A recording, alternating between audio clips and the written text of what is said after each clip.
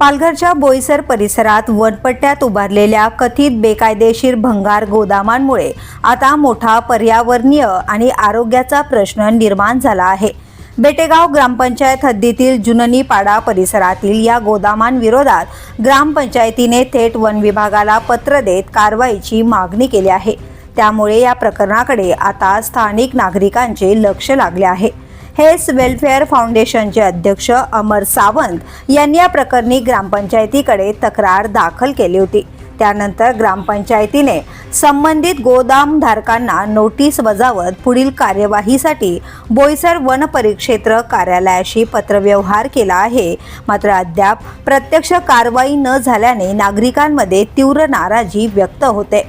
स्थानिकांच्या म्हणण्यानुसार वनपट्ट्यातील जागेवर उभारण्यात आलेल्या या गोदामांमध्ये औद्योगिक क्षेत्रातील कारखान्यांतून निर्माण होणारा रासायनिक घनकचरा आणि विविध प्रकारचे टाकाऊ भंगार साहित्य मोठ्या प्रमाणावर साठवून ठेवले जात आहे।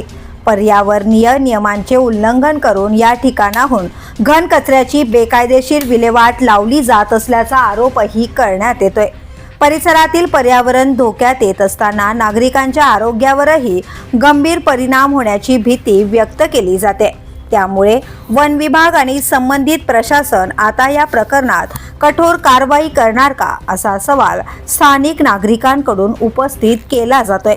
या प्रकरणी हेल्थ फाउंडेशनचे अध्यक्ष अमर सावंत यांनी प्रतिक्रिया देताना सांगितलंय की या गोदामांमध्ये पर्यावरणीय नियमांचे उल्लंघन करून कारखान्यांतून निघणारा रासायनिक घनकचरा मोठ्या प्रमाणावर जमा केला जातोय।